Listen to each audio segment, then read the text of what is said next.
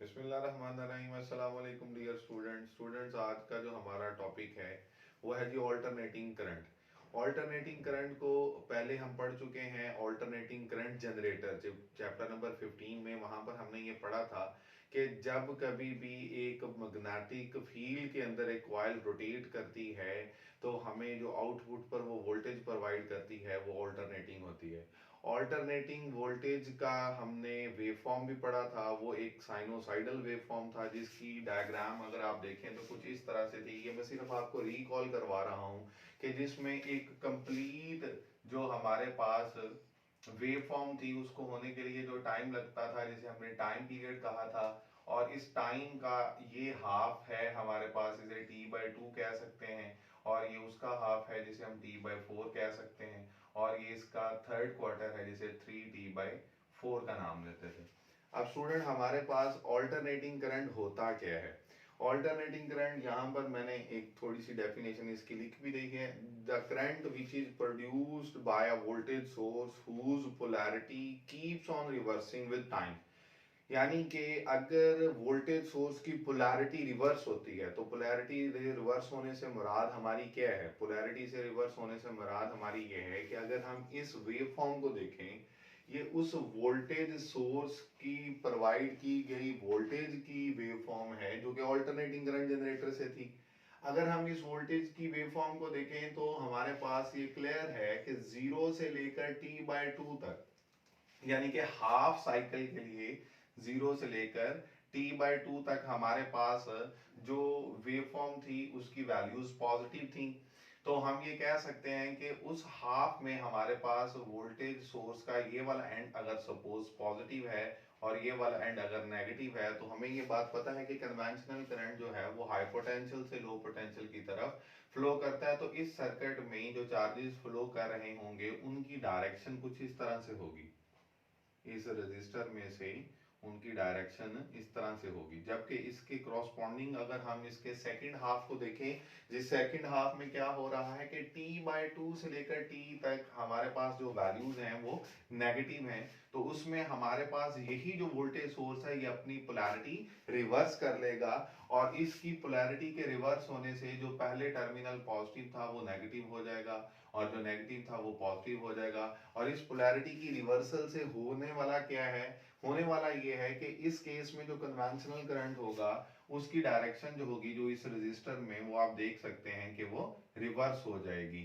अब यहां से हमें अंदाजा क्या होता है कि ये जो करंट है इसकी डायरेक्शन को अगर हम देखें और इस करंट की डायरेक्शन को देखें तो ये करंट की डायरेक्शंस भी रिवर्स हो चुकी हैं, क्योंकि वोल्टेज सोर्स की पोलैरिटी रिवर्स हो चुकी है। बेसिकली इससे पहले हम जो करंट पढ़ चुके हैं, जिसे हम डायरेक्ट करंट पढ़ते थे, चैप्टर नंबर 13 में हमने डीसी को डिस्कस किया। वहां पर क्या होता था? वहां पर हमारे पास एक सेल है जिसके दो टर्मिनल्स हैं, एक पॉजिटिव टर्मिनल है और एक नेगेटिव टर्मिनल है। या अगर हम किसी बैटरी की बात करें, उसका भी एक पॉजिटिव टर्मिनल है और एक नेगेटिव टर्मिनल है।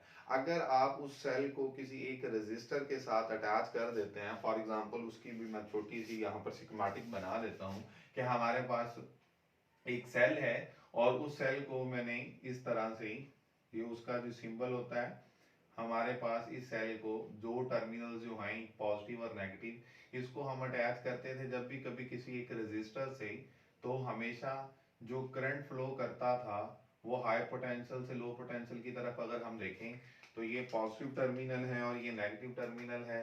तो इस केस में जो करंट की डायरेक्शन होगी वो आप देख सकते हैं इस रजिस्टर में से ये वाली थी। अब ये हमारे पास जो करंट है इसकी मैग्नीट्यूड भी कांस्टेंट रहती है और इसकी डायरेक्शन भी सेम रहती है। यानी कि ये जो डायरेक्ट करंट ऐसा करंट होता है जिसकी ना तो मैग्नीट्यूड चेंज होती है और ना ही इसकी डायरेक्शन चेंज होती है, अनटिल और अनलेस जो सोर्स है हम उसे ही चेंज ना कर दें। तो ये करंट कहलाता था डायरेक्ट करंट। डायरेक्ट करंट को स्टूडेंट्स हम डीसी भी लिखते हैं। डायरेक्ट करंट से मुराद ये होता है कि हमारे पास ये एक ऐसा करंट है जिसकी मैग्नीट्यूड भी सेम रहती है और उसकी डायरेक्शन भी सेम रहती है। फॉर एग्जाम्पल अगर हम इस का छोटा सा ग्राफ बनाएं कि हम ये कहते हैं कि ये हमारे पास टाइम एक्सिस है और ये हमारे पास करंट एक्सिस है। तो इस सोर्स की वजह से इस रेजिस्टर में से गुजरने वाला जो करंट है उसकी मैग्नीट्यूड, अगर सपोज आप ये कहते हैं कि वो ये 1 एम्पेयर कह लें, ये 2 एम्पेयर कह लें, तो आप देख सकते हैं टाइम के किसी भी हिस्से पे जिस मर्जी टाइम पर आप उसकी वैल्यू देखेंगे वो हमारे पास सेम होगी। इस वजह से हम कहते हैं कि उसकी मैग्नीट्यूड सेम रहती है और उसकी डायरेक्शन भी सेम रहती है। जबकि जो ऑल्टरनेटिंग करंट है इसके बरक्स अगर हम उसको देखें तो उसमें क्या होता है, उसमें जैसे ही हमारे पास सोर्स की पोलैरिटी रिवर्स होती है तो चार्जेस का फ्लो भी एक तरह का रिवर्स हो जाता है। अब चार्जेस का फ्लो रिवर्स हो जाने से डायरेक्शन ऑफ द चार्जेस क्योंकि रिवर्स हो चुकी है तो हमें ये लगेगा कि शायद चार्जेस उल्टी डायरेक्शन में फ्लो कर रहे हैं। दरअसल ऑल्टरनेटिंग करंट में चार्जेस फ्लो नहीं करते बल्कि वो अपनी मीन पोजीशन के अबाउट ऑसिलेट करते हैं। तो ऑल्टरनेटिंग करंट को हम ऑसिलेटिंग करंट का भी नाम दे सकते हैं, हम इसे वाइब्रेटरी करंट का भी नाम देख सकते हैं। जिस तरह से हम लोगों ने पढ़ा था कि एक मैस स्प्रिंग सिस्टम होता है, उस मैस स्प्रिंग सिस्टम में एक मैस को जब एक स्प्रिंग के साथ अटैच किया होता है, हम नीचे की तरफ पुल करके रिलीज करते हैं तो वो अपनी मीन पोजीशन के अबाउट ऑसिलेट करता है। बिल्कुल ऐसे ही मीन पोजीशन के अबाउट ऑसिलेट करने से मुराद ये है कि वो अपनी, अगर मैं इस वेव फॉर्म के करस्पॉन्डिंग आप लोगों को बना के दिखाऊं तो आप लोग देख सकते हैं कि जो हमारे पास ऑल्टरनेटिंग करंट होगा वो अपनी मीन पोजीशन से उसकी वैल्यूज एक्सट्रीम पोजीशन की तरफ और फिर एक्सट्रीम से कम होने के बाद मीन की तरफ और फिर मीन से लोअर एक्सट्रीम की तरफ और लोअर एक्सट्रीम या ऑपोजिट एक्सट्रीम के बाद दोबारा वो मीन की तरफ। और हम लोग ये देख सकते हैं कि डायरेक्शंस क्या हो रही हैं, रिवर्स हो रही हैं। इस डायरेक्शन की रिवर्सल से क्या होता है कि करंट की डायरेक्शन हमेशा चार्जेस की जो फ्लो की है वो रिवर्स हो जाती है। और यहाँ से जो बहुत इंपॉर्टेंट कॉन्सेप्ट हमें ये मिलने में आता है वो ये आता है कि इस केस में दरअसल जैसे यहाँ पर हमें शो ऑफ हो रहा है कि चार्जेस जो हैं वो अपनी इस मीन पोजीशन के अबाउट, ये जो हमारी हॉरिजॉन्टल लाइन है जिसे हम रेफरेंस लाइन का भी नाम दे सकते हैं, इसके अबाउट ऑसिलेट करते हैं बिल्कुल वैसे ही जैसे हमारे पास एक मैस स्प्रिंग सिस्टम ऑसिलेट करता था। जबकि डायरेक्ट करंट में उनकी डायरेक्शन हमेशा चार्जेस यहाँ से फ्लो करेंगे, इन चार्जेस के फ्लो की डायरेक्शन ऐसे होगी, ये इधर जाएंगे और ये एक पूरा सर्किट हमारा कंप्लीट होने के बाद इनकी ये आप देख सकते हैं कि इनका फ्लो ऐसे रहेगा। जबकि जो ऑल्टरनेटिंग करंट है उसमें क्या होगा, चार्जेस हाफ साइकिल के लिए 0 से लेकर t/2 तक उनकी डायरेक्शन एक है, अगले हाफ में उनकी डायरेक्शन रिवर्स हो जाएगी। तो ऐसे लगेगा हमें कि चार्जेस पहले, अगर हम इस रेजिस्टर की बात करें तो इसमें चार्जेस थोड़ी देर के लिए इधर गए फिर इधर गए इधर, क्योंकि आप देख सकते हैं कि अगर इस तरह की डायरेक्शन हम इसको मैं अप एंड डाउन मूव करूं, इसे बैक एंड फोर्थ मोशन या टू एंड फ्रू मोशन का भी नाम दे सकते हैं। तो जो ऑल्टरनेटिंग करंट में चार्जेस होते हैं वो अपनी डायरेक्शन रिवर्स कर सकते हैं, किसके लिहाज से, अपनी पोलैरिटी जो सोर्स की है उसकी फ्रीक्वेंसी के लिहाज से। तो यहाँ पर हमारे पास जो एक बहुत ही इंपॉर्टेंट टर्म है जो हमने डिस्कस करनी है वो है फ्रीक्वेंसी। फ्रीक्वेंसी क्या है, हम लोग पढ़ चुके हैं, किसी भी वेवफॉर्म के नंबर ऑफ साइकिल्स पर सेकंड, तो हम ये कहते हैं कि वो उसकी क्या कहलाती है, फ्रीक्वेंसी कहलाती है, नंबर ऑफ साइकिल्स पर सेकंड। तो हमारे पास अगर हम इस फ्रीक्वेंसी को f से रिप्रेजेंट करें तो ये बेसिकली टाइम पीरियड का इनवर्स होती है। टाइम पीरियड कैपिटल T से रिप्रेजेंट किया जाता है। टाइम पीरियड क्या होता है, अगर हम उसकी भी डेफिनेशन लिख लें तो टाइम पीरियड वो टाइम है जिसको हम लिखेंगे time required to complete one vibration. एक वाइब्रेशन को मुकम्मल होने में जो टाइम लगता है या एक साइकिल को मुकम्मल होने में जो टाइम लगता है उसे हम क्या का नाम देते हैं, उसे हम टाइम पीरियड का नाम देते हैं। और अगर हम इस साइकिल से देखें तो अगर एक ऑल्टरनेटिंग करंट किसी भी सर्किट में फ्लो करता है तो स्टूडेंट के माइंड में ये बात आती है कि वो चीज़ हाफ साइकिल के लिए एक डायरेक्शन में, अगर एक कोई मोटर है तो हाफ डायरेक्शन, एक हाफ साइकिल के लिए एक डायरेक्शन में रोटेट करेगी और अगले हाफ साइकिल के लिए दूसरी डायरेक्शन में रोटेट करेगी, तो ऐसा नहीं होता। या अगर हम इसको ऐसे कंसीडर कर लें कि जो बल्ब है उसमें चार्जेस कभी उनकी मैग्नीट्यूड, अगर आप यहाँ से देख सकते हैं तो यहाँ पर मैग्नीट्यूड जीरो है, फिर बड़ी और ये अपनी मैक्सिमम वैल्यू तक पहुंच गई, फिर कम होना शुरू हो गई और कम होने के बाद नेगेटिव साइकिल में बढ़ना शुरू हो गई, फिर कम होना शुरू हो गई और जीरो पर पहुंच गई। तो जैसे हम ये कह सकते हैं कि जब करंट की मैग्नीट्यूड बढ़ेगी तो बल्ब की ब्राइटनेस बढ़ेगी, और जब करंट की मैग्नीट्यूड कम होगी तो बल्ब की ब्राइटनेस कम होगी। तो ऐसा नहीं होता, रीजन बीइंग क्योंकि वो फ्रीक्वेंसी, अगर हम वोल्टेज सोर्स की बात करें, जैसे हम 60 हर्ट्ज फ्रीक्वेंसी की अगर बात करें तो एक सेकंड में वो साइकिल्स इतनी दफ़ा रिपीट होंगे कि हमें उसकी ब्राइटनेस की वो जो मैग्नीट्यूड है या इंटेंसिटी है, हाई और लो, वो हमें फील नहीं होती। इस वजह से हम ये कहते हैं कि हमारे पास इस वोल्टेज सोर्स का जो रिलेशन होता है जिसे हम पढ़ कर आए हुए हैं, V equals to V naught sine omega T, हम इसे कहते हैं। यहाँ पर ये जो ओमेगा टी है ये बेसिकली वो एंगल है जिसे हम फेज का नाम देते हैं, विच इज कॉल्ड थीटा, और ये डिफाइन करता है कि मुख्तलिफ इंस्टेंट्स ऑफ टाइम पर उस वेव फॉर्म के लिहाज से उस वोल्टेज सोर्स की वैल्यू क्या है और उस करंट की वैल्यू क्या है या मैग्नीट्यूड क्या है। अच्छा, यहाँ से अभी हमें जो पॉइंट जो हमने डिस्कस करना है बेसिकली वो ये है कि ऑल्टरनेटिंग करंट हम ज्यादा तौर पर इस्तेमाल क्यों करते हैं। वो इसलिए इस्तेमाल करते हैं क्योंकि इस ऑल्टरनेटिंग करंट को एक तो हम लॉन्ग डिस्टेंसेस तक ट्रांसमिट कर सकते हैं, और सेकेंडली इसका जो हमें रेट है वो लोअर रेट्स पर हम इसको यूटिलाइज करते हैं, या इसकी कंजम्पशन जब होती है तो हम उनके रेट्स इनके लो होते हैं, इसलिए हम ज़्यादा तौर पर ऑल्टरनेटिंग करंट को इस्तेमाल करते हैं। अब अगर हम इस वेव फॉर्म को देखें तो हमने ये बात की कि एक वेव फॉर्म को मुकम्मल होने के लिए जो टाइम चाहिए वो कैपिटल टी है, और उसके बेसिकली 4 स्टेप्स हैं। आप अगर इन स्टेप्स को देख सकते हैं कि जब वो मीन से एक्सट्रीम तक गया तो ये फर्स्ट स्टेप है, ये जब एक्सट्रीम से मीन पर आया ये इसका सेकंड स्टेप है, और ये मीन से जब अदर एक्सट्रीम तक गया तो थर्ड स्टेप है, और अदर एक्सट्रीम से जब दोबारा मीन पर आया तो ये फोर्थ स्टेप है। तो 4 स्टेप्स के अंदर वो वेव फॉर्म एक कंप्लीट हो जाती है। तो हम टाइम को इसी तरह 4 हिस्सों में तकसीम कर सकते हैं और हर हिस्सा एक क्वार्टर कहलाता है। फॉर एग्जांपल इसको याद रखने के लिए हम इस तरह से कह सकते हैं कि हमारे पास एक कैपिटल टी जो टाइम पीरियड है, हमने इसे 4 हिस्सों में अगर डिवाइड करना है तो हम कहेंगे ये फर्स्ट क्वार्टर है जिसको 1/4 कहा जा सकता है। फिर हमारे पास सेकेंड क्वार्टर होगा जिसे 2/4 कहा जा सकता है। फिर हमारे पास थर्ड क्वार्टर होगा जिसे 3/4 कहा जा सकता है। और इसी तरह से हमारे पास जो लास्ट क्वार्टर होगा उसे 4/4 अगर हम कहें तो आप देख सकते हैं कि फर्स्ट क्वार्टर की जगह पर आप T/4 लिख सकते हैं। सेकेंड क्वार्टर को अगर हम इसे सिंप्लीफाई करें तो 2/4 1/2 के इक्वल होता है, तो हमारे पास ये T/2 हो जाएगा।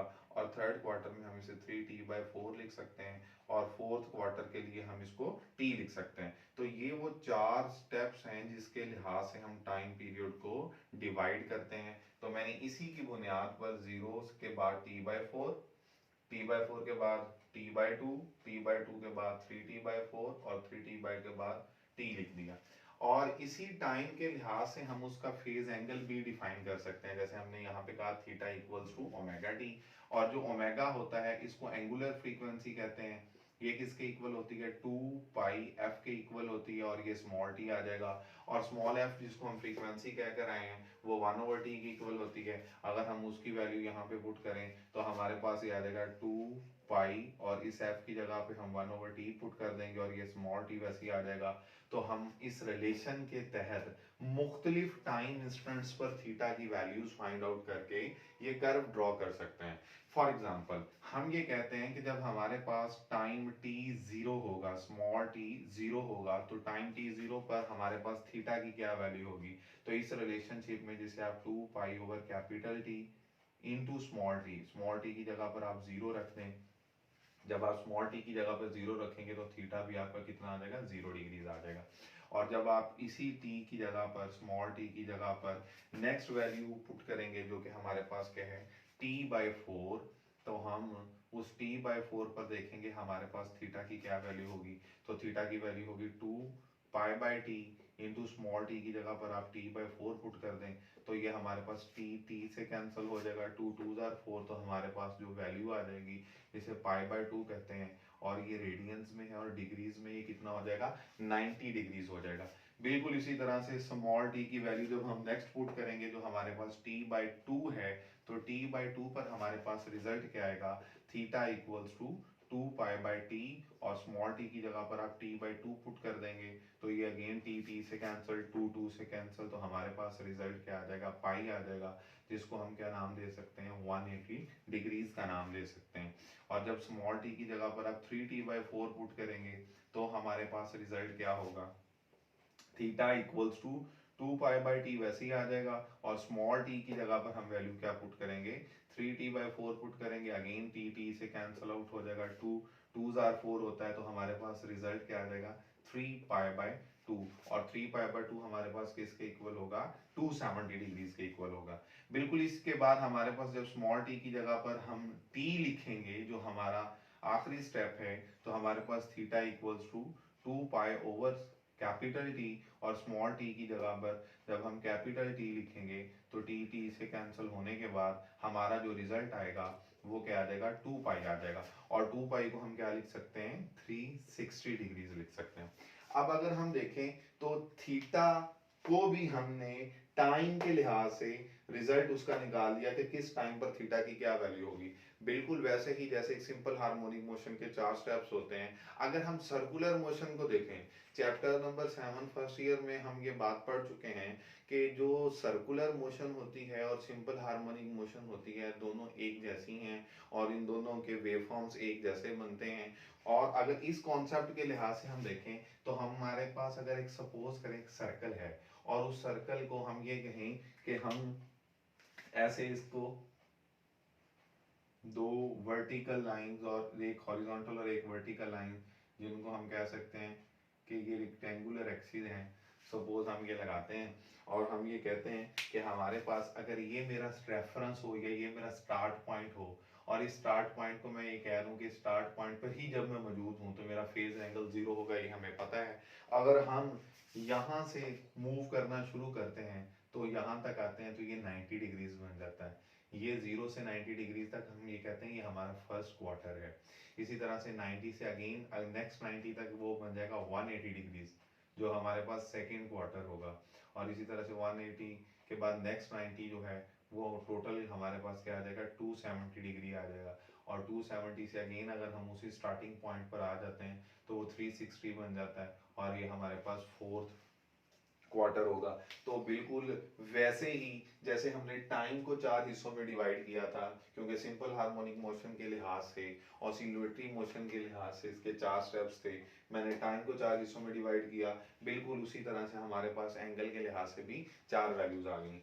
अब हमारी ये जो इक्वेशन है v equals to V naught sine omega T, अगर मैं इसको इक्वेशन नंबर 1 का नाम दे दूं तो इक्वेशन नंबर 1 में हमने इस ओमेगा टी को, जिसको मैंने आपको बताया कि थीटा भी लिख सकते हैं हम, तो हम इधर थीटा अगर रखें और यहाँ पर या तो टी की वैल्यू पुट करें या थीटा की वैल्यू पुट करें तो हमें पता चलता जाएगा कि रिजल्ट क्या आएगा।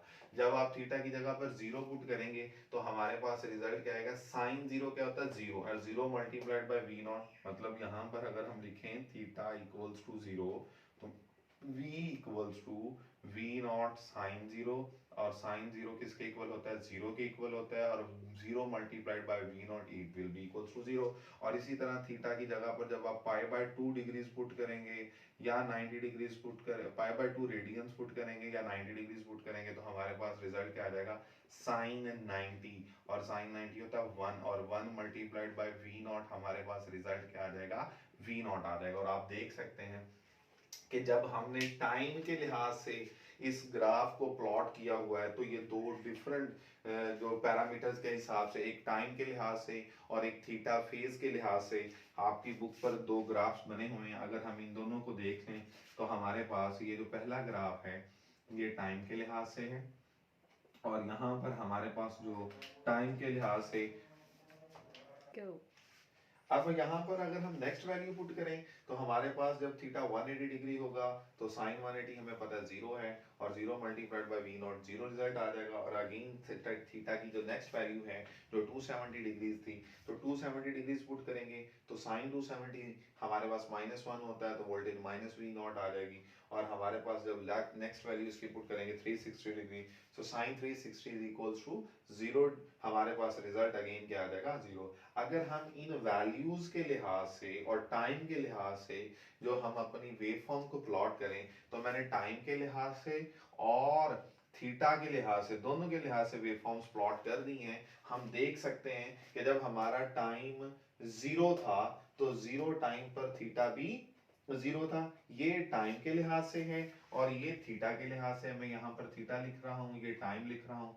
ये मुख्तलिफ टाइम्स के लिहाज से हमारे पास रिजल्ट है, और ये फेज थीटा के लिहाज से है। जब t 0 था तो थीटा 0 था, तो मैंने t 0 थीटा 0 डिग्रीज। अब हमारे पास 0 डिग्रीज पे हमारे पास इस वेव फॉर्म की जो वैल्यू होगी इस इक्वेशन के लिहाज से v equals to V naught sine theta, theta की जगह पर 0 पुट करने से ये देखिए 0 आ चुका है। और जब हम टाइम की जगह पर t/4 पुट करते हैं तो थीटा क्या आ गया था 90, t/4 के करस्पॉन्डिंग मैंने π/2 लिख दिया जिसको हम 90 कहते हैं। और साइन 90 चूंकि 1 होता है, और उस वक्त हमारी वोल्टेज जो होगी वो पीक पर होगी, और उस टाइम पर भी जो वोल्टेज होगी वो पीक पर होगी। इसी तरह जब टाइम की जगह पे t/2 पुट करेंगे तो t/2 पर टाइम पर थीटा हो जाएगा 180 डिग्री, जिसे पाई लिखते हैं, और साइन 180 0 होता है। तो रिजल्ट आप देख सकते हैं कि वोल्टेज अपनी पीक वैल्यू से कम होकर 0 होगी। दोनों वेवफॉर्म्स को आप देख सकते हैं। और जब टाइम की जगह पे 3t/4 पुट करेंगे तो थीटा 270 हो जाएगा, 3t/4 270 डिग्री 3π/2, तो अगेन हमारे पास साइन 270 -1, तो ये माइनस वी नॉट इधर भी है और माइनस वी नॉट इधर भी है। और 2π पे या 360 पे या एक जब टाइम पीरियड मुकम्मल हो जाएगा तो हमारे पास अगेन वेवफॉर्म अपनी किस पोजीशन पर आ जाएगी, मीन पोजीशन पर आ जाएगी, इक्विलिब्रियम पोजीशन पर आ जाएगी। तो ये दरअसल हमारे पास जो ऑल्टरनेटिंग करंट है इसको हम ऑसिलेटरी करंट इसलिए कहते हैं क्योंकि चार्जेस अपनी टू एंड फ्रो मोशन करते हैं, वो अपना चक्कर मुकम्मल नहीं करते जैसे डायरेक्ट करंट के केस में होता है। तो यहाँ पर चार्जेस बेसिकली चूंकि मूव कर रहे हैं, फ्लो तो है, और चार्जेस का फ्लो करंट कहलाता है। जबकि हमारे पास यहाँ पर अगर हम डीसी करंट को देखें तो वो जो एवरेज वैल्यू अगर हम हर टाइम पर देखें तो उसकी वैल्यू सेम थी, लेकिन यहाँ पर हर टाइम पर वैल्यू सेम नहीं होती। जैसे ही टाइम चेंज होता है वैल्यू चेंज हो जाती है, और उस टाइम उसके लिहाज से हम उस वैल्यू को क्या नाम देते हैं, इंस्टेंटेनियस वैल्यू का नाम देते हैं। वो हम यहाँ पे डिस्कस भी कर लेते हैं। ये हमारी एक नेक्स्ट डेफिनेशन भी है, instantaneous value of alternating current. Instantaneous value से मुराद होता है the value of AC alternating current या voltage at any instant of time, at any instant of time is called its instantaneous value।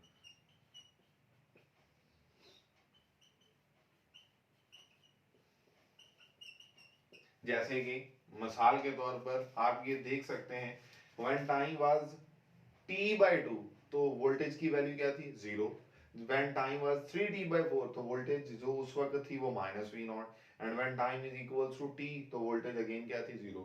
इस तरह की वैल्यू को जो किसी भी इंस्टेंट ऑफ टाइम पर होती है हम कहते हैं वो चूंकि यकसर मुख्तलिफ होती है दूसरे से, वो चेंज हो रही होती है, ये हमारे पास ऑल्टरनेटिंग करंट है। जबकि यहाँ पर डीसी में जो हमारे पास हर इंस्टेंट ऑफ टाइम पर वैल्यू होगी वो सेम होगी, और वो उतनी ही होगी जो टोटल करंट की वैल्यू है। तो यहाँ पर हमारे पास जो डायरेक्ट करंट होता है इसकी एवरेज वैल्यू या इसकी इंस्टेंटेनियस वैल्यू वो सेम रहती है, वो चेंज नहीं होती। इसीलिए मैंने कहा था कि उसकी मैग्नीट्यूड क्या रहती है, सेम रहती है।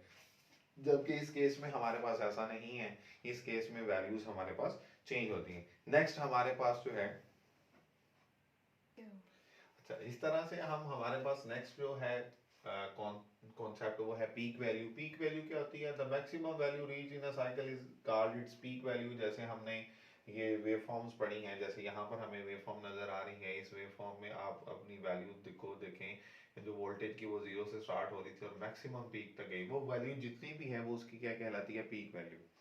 और उसको वी नॉट से रिप्रेजेंट किया जाता है। पॉजिटिव हाफ साइकिल में भी एक पीक वैल्यू होगी और नेगेटिव हाफ साइकिल में भी एक पीक वैल्यू होगी।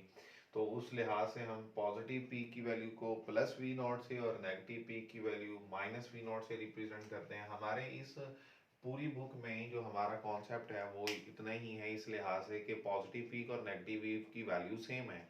लेकिन हमेशा ये लाजमी नहीं है कि पॉजिटिव और नेगेटिव पी की वैल्यू सेम ही हो। ऐसा हो सकता है कि पॉजिटिव पी की वैल्यू ज़्यादा हो और नेगेटिव पी की कम हो। इस तरह से ये चेंज हो सकती हैं। तो इसलिए हमारे पास एक नेक्स्ट टर्म है जो बड़ी इंपॉर्टेंट है, वो क्या है जी, पीक टू पीक वैल्यू। उसमें क्या है, sum of positive peak value and negative peak value is called peak to peak value, और इसे पी पी वैल्यू भी बोलते हैं, जिसको बेसिकली हम कहते हैं पीक टू पीक वैल्यू। तो हमारे पास अगर देखा जाए तो हमने यहाँ पे कहा है सम। तो सम अगर हम देखें तो पॉजिटिव पीक ये है, जिसको हम यहाँ पर अगर ड्रॉ करें तो ये इस तरह से ये पॉजिटिव पीक है। और इसी तरह से जो नेगेटिव पीक है वो इस मीन पोजीशन से अगर हम देखें तो वो ये नेगेटिव पीक है यहाँ तक। तो दरअसल पीक टू पीक वैल्यू ये सारी वैल्यू है। अच्छा, बच्चों के माइंड में कॉन्सेप्ट ये इस लिहाज से आता है कि पॉजिटिव पीक की वैल्यू तो प्लस थी और नेगेटिव पीक की वैल्यू तो नेगेटिव थी, तो अगर हम इन दोनों को ऐड करेंगे तो रिजल्ट तो जीरो आना चाहिए। लेकिन ऐसा नहीं होता। क्यों नहीं होता? क्योंकि अगर हम सिर्फ लॉजिकली देखें, ये पॉजिटिव पीक है, ये नेगेटिव पीक है, और इन दोनों को ऐड करें तो ये जो वैल्यू है ये जीरो को रिप्रेजेंट नहीं कर रही, बल्कि ये उन दोनों का सम है। तो इसलिए हम यहाँ पर एक टर्म लिखते हैं कि इग्नोरिंग द साइंस, के हम साइंस को इग्नोर करते हुए उनको पॉजिटिव पीक की वैल्यू को और नेगेटिव पीक की वैल्यू को आपस में ऐड कर देता है। नेक्स्ट हमारा जो कॉन्सेप्ट है वो है जी root mean square value. Root mean square value क्या होती है? देखें, अगर हम ऑल्टरनेटिंग करंट की बात कर चुके हैं तो इंस्टेंटेनियस वैल्यू हमने डिस्कस की है। हर इंस्टेंट ऑफ टाइम पर वैल्यू करंट की मुख्तलिफ है। अगर हम एक बल्ब के साथ एक ऑल्टरनेटिंग वोल्टेज सोर्स अटैच करते हैं जो उसमें से ऑल्टरनेटिंग करंट फ्लो करवा रहा है, तो उस ऑल्टरनेटिंग करंट की जो मैग्नीट्यूड है, चूंकि वो हर लम्हा चेंज हो रही है, कभी वो +1 होगी, कभी +2 होगी, कभी +3 होगी, कभी +4 होगी, और फिर 3 2 1, और इस तरह से -1 -2 -3 -4, और अगेन -3 -2 -1। तो दरअसल हम उस वो वैल्यू चूंकि हर लम्हा चेंज हो रही है, और जैसे मैंने आपको बताया था कि फ्रीक्वेंसी जितनी ज्यादा होती है तो वो हमें पता ही नहीं चलता, वो वैल्यू इतनी जल्दी फ्लक्चुएट होती है कि हम उसको मॉनिटर सही तरह से कर ही नहीं पाएंगे। आपका जो इंस्टेंटेनियस मीटर होगा जो आपने वहां पे करंट को मेजर करने के लिए लगाया हुआ है, वो तो एक वैल्यू दे ही नहीं रहा, वो तो हर लम्हा चेंज हो रही है। इसका मतलब ये हुआ कि वहां पर हम ऑल्टरनेटिंग करंट की वैल्यू को मेजर करने के लिए इंस्टेंटेनियस मीटर का इस्तेमाल तो कर नहीं सकते। तो फिर हम अगर हम उस ऑल्टरनेटिंग करंट को मेजर करने के लिए कोई डीसी मीटर लगा दें, तो डीसी मीटर क्या करेगा? वो जो मेजर करेगा वैल्यू, डीसी वैल्यू जो मेजर करता है वो हमेशा उसकी एवरेज वैल्यू होती है। ये हम पीछे पढ़ चुके हैं कि डीसी की पीक वैल्यू, डीसी की एवरेज वैल्यू और डीसी की इंस्टेंटेनियस वैल्यू हमेशा सेम होती है, वो चेंज नहीं होती, क्योंकि उसकी सेम मैग्नीट्यूड रहती है और डायरेक्शन सेम रहती है। लिहाजा यहाँ पर अगर हम ऑल्टरनेटिंग करंट को मेजर करने के लिए डीसी मीटर का इस्तेमाल करेंगे तो वो तो पूरे साइकिल में जितनी भी वैल्यूज होंगी उनकी एवरेज कर देगा। इस कॉन्सेप्ट को समझने के लिए मैं यहाँ पर एक वेव फॉर्म ड्रॉ करता हूँ। मैं कहता हूँ सपोज ये हमारे पास एक वेव फॉर्म है। इस वेव फॉर्म को अगर हम देखें तो हमारे पास जो वैल्यूज हैं, सपोज करें कि ये हमारे पास 0 है, ये नेक्स्ट वैल्यू 1 है, ये 2 है, ये नेक्स्ट वैल्यू हमारे पास 3 है, और अगेन ये पीक वैल्यू जो है ये 4 है। तो अगर हम इन सब वैल्यूज को देखें तो ये 0 से बढ़ रही हैं, तो ये +1 +2 +3 +4 ये वैल्यूज इस तरह से, और अगेन फिर ये जब कम होंगी तो 3 2 1 0, और जब ये नेगेटिव साइकिल में जाएंगी तो ये -1 हो जाएगी, ये -2 हो जाएगी, ये -3 हो जाएगी, और ये -4 हो जाएगी, और ये फिर अगेन -3 -2 -1 और 0। अगर हम डीसीएम मीटर, क्योंकि हर इंस्टेंट ऑफ टाइम पर वैल्यू मुख्तलिफ है, अगर हम इस ऑल्टरनेटिंग करंट को मेजर करने के लिए डीसी मीटर का इस्तेमाल करेंगे तो वो क्या करेगा? वो इस पूरे साइकिल में वैल्यूज को सम अप करेगा, उनकी एक तरह की एवरेज निकालेगा। सपोज अगर हम 1 से स्टार्ट होते हैं, मैं अगर यहाँ पर लिख दूं कि वो हमारे पास 1, फिर 2, फिर 3, फिर 4, और फिर अगेन 4 3, 4 के बाद 3, क्योंकि पीक के बाद हमारे पास 3, 2, 1 और 0, और उसके बाद -1, -2, -3, -4, और फिर -4 के बाद -3, -2, -1 और 0। इन तमाम वैल्यूज को जब हम ऐड करेंगे और नंबर ऑफ वैल्यूज जितनी भी हैं उन पर अगर हम डिवाइड करेंगे, सपोज अगर हम यहाँ से काउंट करें तो 1 2 3 4 5 6 7 8 9 10 11 12 13 14 15 16, ये 16 वैल्यूज हैं। हम इनको 16 पर डिवाइड कर देंगे तो ये एवरेज करंट हमें पता लग जाएगा कितना है। अब यहाँ से गुजरने वाला जो एवरेज करंट होगा वो क्या होगा, वो तो जीरो हो जाएगा। कैसे जीरो हो जाएगा आप देख सकते हैं, +1 -1 +2 -2 +3 -3 +4 -4 अगेन 3 -3 -2 -2 1 -1, इन सब को आप सम अप करेंगे तो सम जीरो आ जाएगा डिवाइडेड बाय 16, तो एवरेज करंट तो जीरो आ जाएगा। तो इसका मतलब क्या हुआ कि उस पूरे सर्किट में जो करंट गुजरा है वो जीरो गुजरा है। डीसी एमीटर तो उसकी वैल्यू जीरो बता रहा है ऑल्दो वो बल्ब ऑन है। अगर हम ये कहें कि एवरेज करंट जीरो है और वो बल्ब ऑन है तो ये बात हमें कोई लॉजिकल नहीं लगती। तो हम अगर देखें कि उसी बल्ब के अगेंस्ट जो अगर उसकी पावर कंजप्शन है P इक्वल्स टू I²R, हम लोग पढ़ चुके हैं। तो अगर हम देखें कि अब यहाँ पर चूंकि I का स्क्वायर आ गया, तो I के स्क्वायर का मतलब है कि जो नेगेटिव वैल्यूज का भी जब हम स्क्वायर करेंगे, मतलब अब हम इसी रिजल्ट को, ये जो हमने पहले डायरेक्ट एवरेज निकाली है, अगर हम एवरेज की निकालने की बजाय करंट की वैल्यूज का स्क्वायर ले लेंगे तो पावर जीरो नहीं होगी। इस लिहाज से हम ये कहते हैं कि डीसी एमीटर तो हमें ये शो कर रहा है कि वहां पे करंट जीरो है, ऑल्दो करंट तो जीरो नहीं है क्योंकि वो बल्ब ऑन है। वो बल्ब अगर रोशन है, उसकी ब्राइटनेस हम देख सकते हैं, तो फिर हम ये कह सकते हैं कि उसके जो एवरेज पावर है वो जीरो नहीं है। तो यहाँ से हमें एक कॉन्सेप्ट मिलता है। कॉन्सेप्ट ये मिलता है कि अगर हम अपनी मीन वैल्यूज का, अपनी करंट की मीन वैल्यू जिसे हम एवरेज वैल्यू का नाम देते हैं, वो निकालने से पहले अगर हम उन वैल्यूज का स्क्वायर कर लें, फॉर एग्जांपल मैं अगर इस 4 को ये कहता हूं कि ये मेरे पास V0 की वैल्यू है और ये -4 जो है ये -V0 की वैल्यू है, और मैं इन वैल्यूज का अगर स्क्वायर कर लूं तो जाहिर सी बात है 4 का जो स्क्वायर होगा वो क्या हो जाएगा 16, यहाँ समवेयर है 16, 3 का स्क्वायर 9, 2 का स्क्वायर 4, 1 का स्क्वायर। तो अगर हम इन वैल्यूज को अगर प्लॉट करते हैं और इनको इस तरह से इनका ग्राफ देखते हैं तो ये हमारे पास इस तरह से ग्राफ बन जाएगा। ये हमने क्या किया, ये हमने अपनी वैल्यूज ऑफ द करंट का बेसिकली क्या किया, स्क्वायर कर लिया। जब हम इनको स्क्वायर करेंगे तो ये वाली वैल्यू जो होगी ये हमारी क्या कहलाएगी, ये V0 का स्क्वायर कहलाएगी। और इसी तरह से जब हम नेगेटिव वैल्यूज का स्क्वायर करेंगे तो ये नेगेटिव में नहीं बढ़ेंगी, बल्कि नेगेटिव -2 का स्क्वायर भी +4 ही होता है, -3 का स्क्वायर भी +9 ही होता है, -4 का स्क्वायर भी +16 ही होता है। तो होगा क्या कि हमारे पास नेगेटिव वैल्यूज का भी जो रिजल्ट होगा वो आप लोग देख सकते हैं। यहाँ पे अगर हम इनको प्लॉट करें तो हमारे पास जो वेव फॉर्म बनी हुई है, जो बुक पर आपको नजर भी आएगी, वो कुछ इस तरह से वेव फॉर्म है। इस वेव फॉर्म को अगर हम देखें तो हमें ये पता चलता है कि जब हम नेगेटिव वैल्यूज का भी स्क्वायर करते हैं तो वो पॉजिटिव हो जाते हैं। अब ये जो वैल्यूज हैं, पीक वैल्यूज हैं, ये V0 स्क्वायर की वैल्यूज हैं। अब हमारे पास क्या है कि हमने अगर सपोज ये हमारा कॉन्सेप्ट है कि वैल्यूज